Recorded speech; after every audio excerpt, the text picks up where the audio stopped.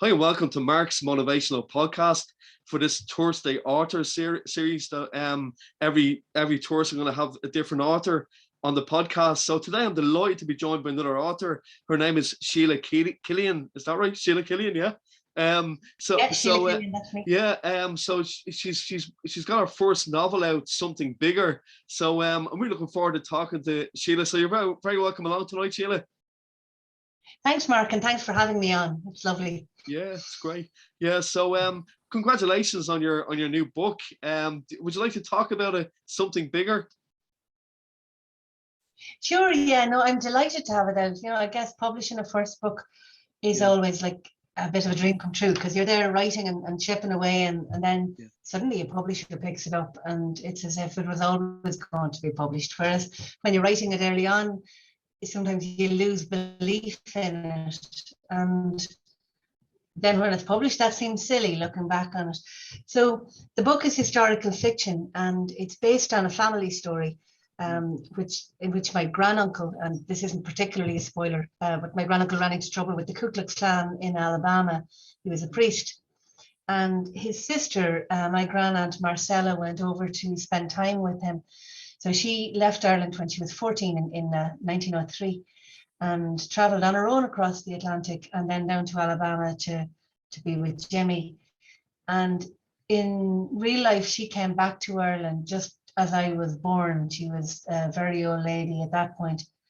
But it's kind of amazing because she came and lived with us. She moved into our house. She broke her hip, and so she needed care, and she lived with us. And the main action of the book takes place 100 years ago, and yet I met one of the main characters in the book, and I'm not nearly 100, so it's kind of reaching back across history. So I've told the book from Marcella's point of view, even though Jimmy is more of a public figure, but I kind of like bringing her to life a little bit as well. Yeah, that sounds great, Sheila. That sounds really good. And where can people pick up that book? Is it available in all the main Amazon and all the stores? Is it? Yeah, it's on Amazon and Book Depository and those, and it's also in, say, O'Mahony's and Kenny's and Charlie Burns and Athlone Bookshop.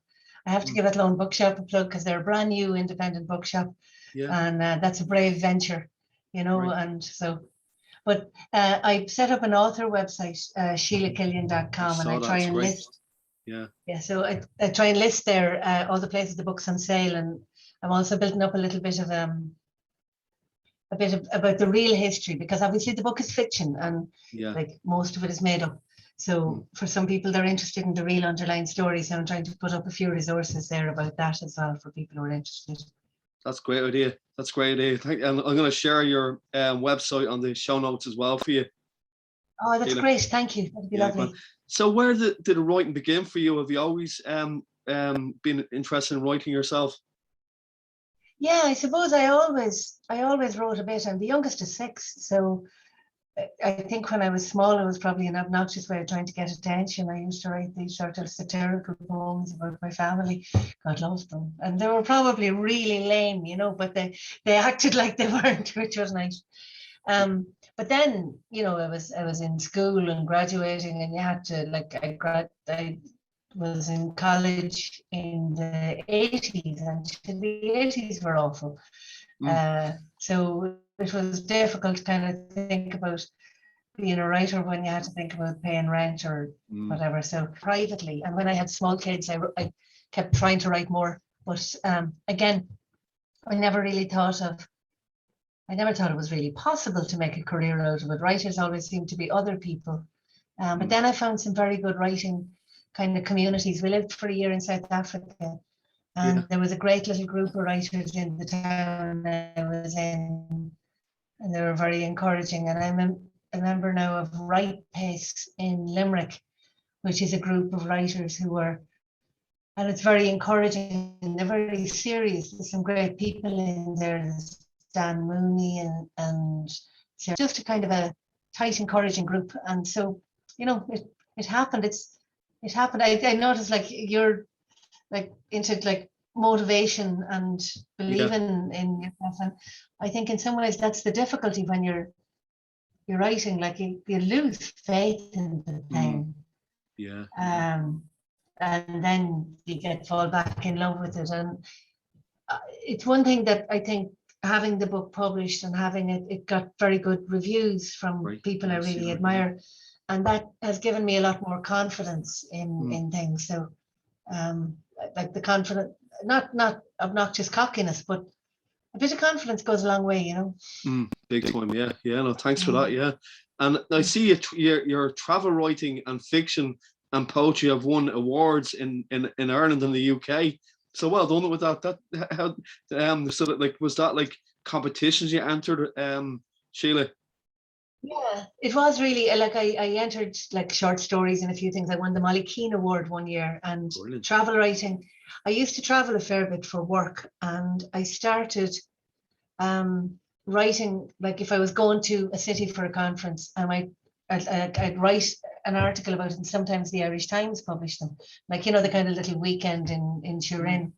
Yeah. And I really loved that. And I entered the British Guild of Travel Writers award with a little piece about my daughter, and I was shocked to win that one. And that again, now this is the universe telling me to take this thing seriously, and of course I didn't. I still didn't take it seriously. That was in 2010, and time still passed, you know. So like, it's great to have a bit of success. Sometimes you don't recognize it when it's jumping up and down in front of you. Yeah, no, that's great. Like, well done on one of them competitions. You can see there as well that you wrote a piece there. Can you talk about in Paris with you? So that would have been when you were in Paris. You wrote that. What was it, Sheila? Yeah, basically we have three kids, two lads and then a girl, and it's a big Liverpool football club house. Yeah. So John took the lads to Liverpool, and I took Aoife to Paris as a kind of I wanted to go to Paris, and I guess I also wanted to travel with her. You know, she was like 12, and it was easy to go for a weekend to Paris back in those days. It was easy and cheap.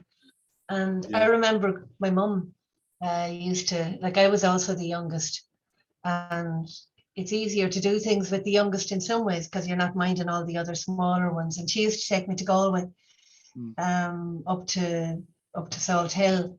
Lovely, and even though that was only from Roscommon to Galway, it just felt like such an adventure. Yeah. You know, so I was very struck by the echoes of that when Aoife came over, and Aoife saw everything so freshly, you know. It was, I loved it. I loved traveling with her, and then I liked seeing things through her eyes. And so that's actually the piece that won the British Guild of Travel Writing award. So it was nice.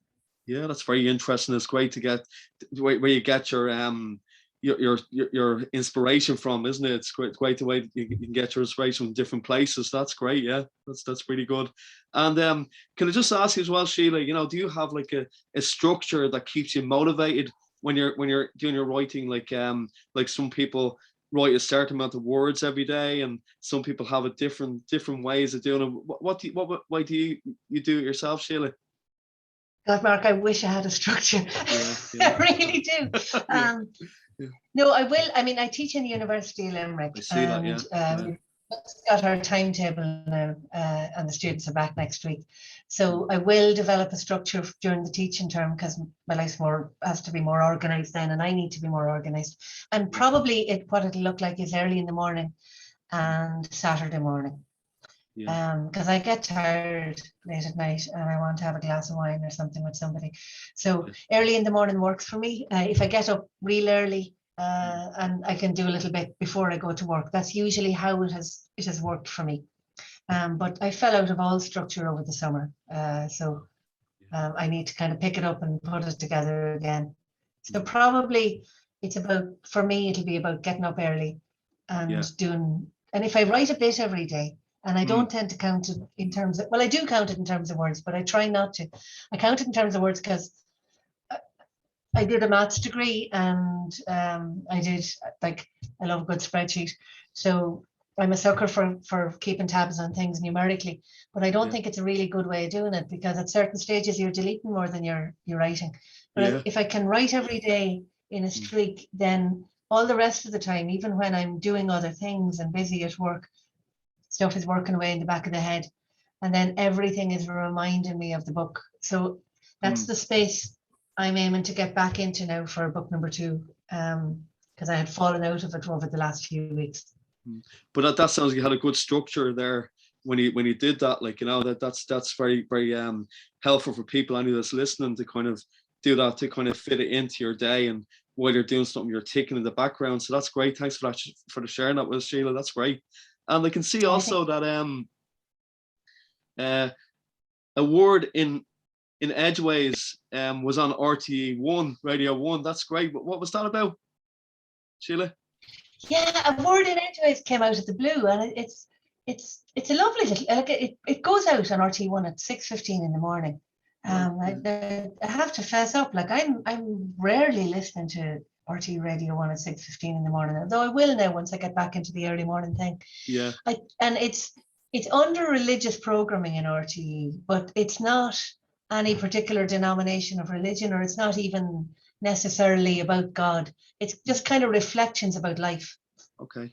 That they're looking for. So anything kind of thoughtful. So people, they've had things that are specifically about religion, like they've had things about Eid, and they've had things about Ramadan, and they've had stuff about Easter. But they also have things just about like friendship and mindfulness, and taking a minute to think where your life is going. And I had sent a copy of the book to Sheila Callahan in RTE, and she invited me to do that piece. And I enjoyed it, because it's quite short, and it's really just a glimpse, you know. And when you're writing novels, they're so long and they've got so much structure and scaffolding that seem more like poetry. I used to write poetry, and I haven't done that for a very long time now. So they seem more like that. It was nice, just kind of a glimpse. I enjoyed it. Yeah, that sounds good. I must checked it out myself. Thanks for sharing that. And if you want to, maybe you can share a couple of your poems. I don't know if you've you have them in words. Like, do you do that, or do you just write them, or do you kind of do them audio? Would you do audio poetry, or? I haven't written poetry for a good long time now, because I've been focusing more or less on the novels. Of course, yeah. So I haven't written anything in a good while, but I have one that was just lately published in the Shop anthology, because it was published in the Shop, which is a poetry journal based out of West Cork a good few years ago. And then they did an anthology, and they chose a selection of the poems that had been included in it. Now I was delighted to be included in that. You know, well it was done. lovely. Yeah. But if it's like, if you want to share that with me, I can put that on as well for you. You know, for people to find it. You know. Go find it. Yeah, it's probably over there on the shelves. I could go have a look, or do you want to do it afterwards? You know, that's fine. You can have a look if you like. Yeah, that's fine. Yeah.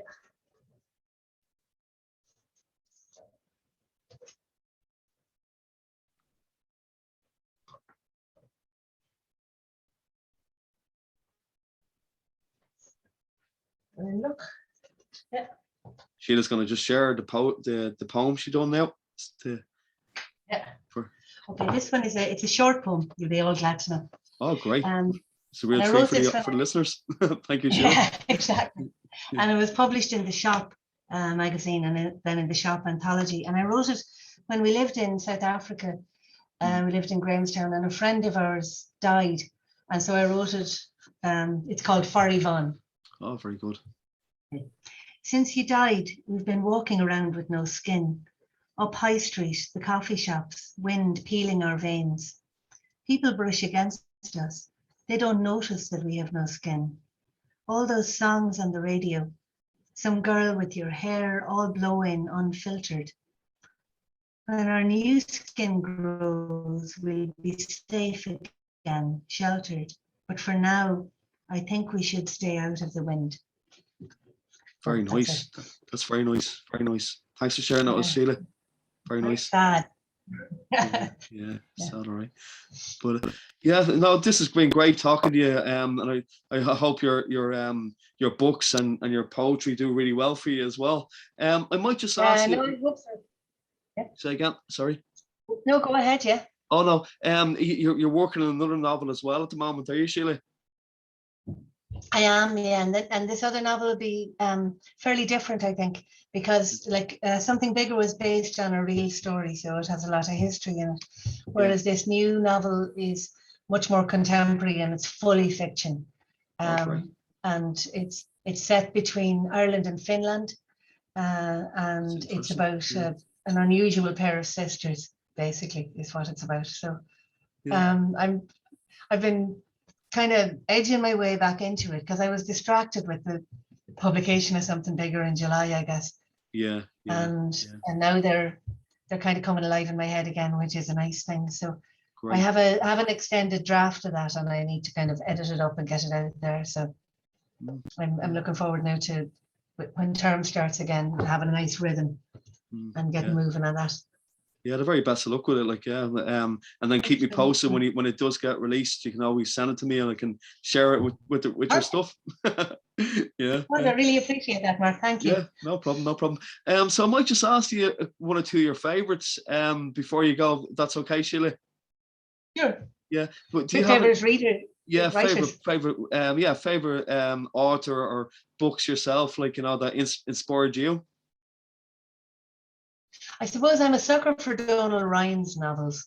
I really love them. I love what he does with words. I love how he takes like what seem like very ordinary situations and he just gets under the skin of things and he makes it look very easy. So I just love his stuff. It's so lyrical without even looking like he's trying, like his masterful stuff. I love Sarah Moore Fitzgerald's work as well. She writes a lot of young adult books, and they're so like they're for kind of kids of around 9 to 12, I suppose. Okay. But she takes them into like what would be for the kids dangerous places, and then they always come back to hope at the end. Like they're real resilience building books. There's real positivity in them, like which I really like. So they're very good. And I know I'm naming all the Limerick ones now, but Dan Mooney's also great. And Kit Duvall I'm very fond of. And then I also Liz Nugent does fantastic stuff in terms of her plotting is like crystal. You're reading the stuff and there's always somebody dead, and they're dead fairly early on. And maybe you know who did it, or maybe you don't know. Or in her last book, somebody's dead, but you don't know who it is. And they're more than a kind of a whodunit. They kind of get you under the skin a little bit. I'm enjoying that. And I've also I love Masim Hamid, who wrote Exit West. Oh yeah, that's a fantastic book. Yeah, I heard that's really good. It's so good. It's just such a little gift of a book. And I lately read what's it called? Great Circle. And I forget the name of the author, I'm very sorry, but it's nominated for the Man Booker this year. And it's a tome of a book. It's like the opposite of Exit West. It's about nearly 600 pages. Wow. It's phenomenal. It's like it's an amazingly put together book. It's the structure of it is just, it's incredible. Did you ever read Cloud Atlas? No. It's quite complex and it has lots of different timelines and different. Oh yeah. It's a great book, but Great Circle is a bit like that. It has all of these layers of things going on, and yet they all fit in together. So it's amazing. I really like that. It's a lot of good books out at the moment. Yeah, there's a lot. Yeah, that's a lot of good takeaways there. Thanks for that, Sheila. Really good. Yeah. That sounds very interesting. The one you're saying about the 12-year-old one, for young adults, because I've got a daughter's that age and trying to get her interested in reading. So thanks a lot for sharing that with us. Yeah, Sarah Moore Fitzgerald, she has lots of them, like The Apple Tart of Hope, and the one that she's just, the new one is All the Money in the World. It's great. Yeah, it's lovely. That's probably in all the bookshops now. You should be able to pick that up. Great. Yeah, thanks for that. And moving on to music, do you have any favorite music yourself? Yeah, well, I was a big, like, gosh, when I think about it, they're all a little dark. Leonard Cohen and Pink Floyd were my kind of Very good. in terms of old music, both of Yeah. them. Like, you can't go wrong, No, you no. just, I love them. And then I guess I also really like Joan Baez and Joni Mitchell. Mm, Um, I went through phases of batches of other people. Like Sinead O'Connor has an incredible voice. Like really, she's really good. Yeah, so good. really good. Yeah, Yeah, yeah. so that's the Okay. kind of thing I guess. And then also if I was writing, I like stuff without lyrics or Mm, with lyrics in a language I don't understand. And again, yeah. because we lived in South Africa, the township jazz is great. Mm. It's got great kind of asynchronous rhythms and it just kind of play that and it just beats away there. Oh, that's a great idea. Yeah. Because I Yeah. think that really works for anybody. Like, just listen to music while you're writing. I just think that's a great tip. Yeah. Yeah, thanks for that. Yeah. And just thanks very much for this. Like, movie wise, do you have any favorite movies? What's your favorite? Of course, I haven't been to the cinema in a while now. I know. Yeah. I I like slightly quirky indie movies, I guess. I saw like on the what's it called? I'm Thinking of Ending Things on Netflix, and it's Okay. so strange. Mm. It didn't. I ended up seeing it twice because I watched it with half the family, and then I was watching it with my daughter, and it wasn't. It didn't stand up quite as well the second time I saw it, but it is. It's just kind of odd, Yeah. and you're figuring out what's going on, Mm. and I love the things that movies can do. Like movies can do things that books can't, and vice Yeah. versa. Mm-hmm. Yeah. I find Yeah. it really interesting. Sometimes I'm watching a film and I'm thinking, how would you write this? You've got Yeah. this like panning shot. Yeah.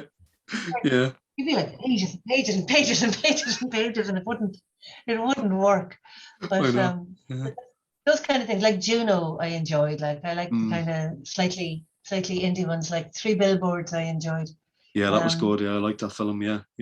he's making a new film now. It's filming up in Achill in it, and on the Aran Islands. Martin McDonagh is the Banshee of Inisheer or Inisherin, and I'd say that's going to be great. There's Mm. great excitement up in Mayo at the moment. I was in Achill last week, and they're building sets, and so I'd say that'll be one to watch out for.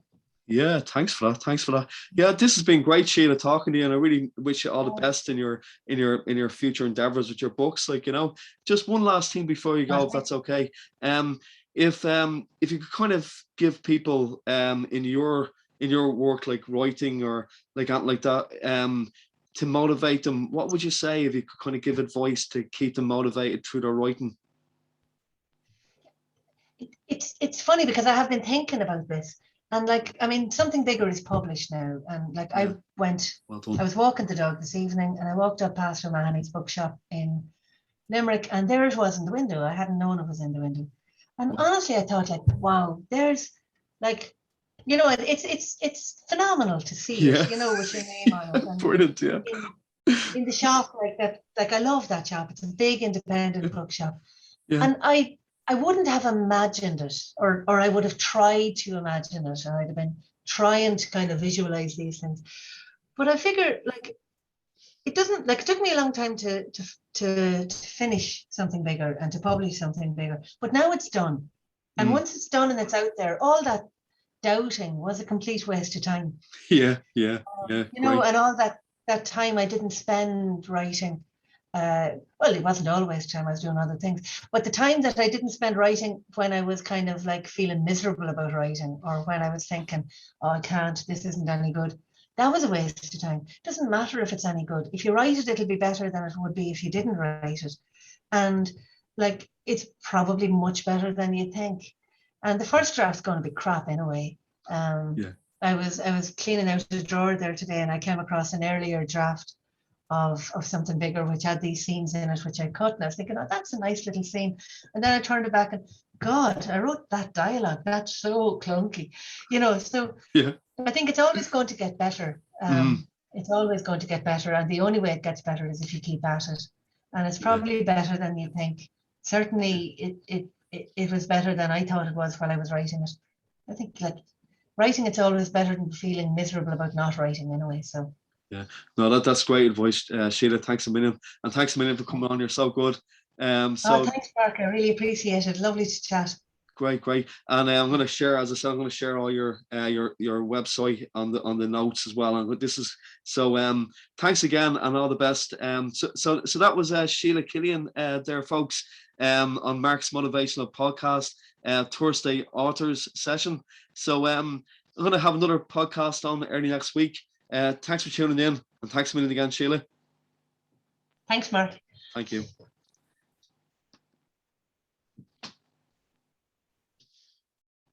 That's great, Mark.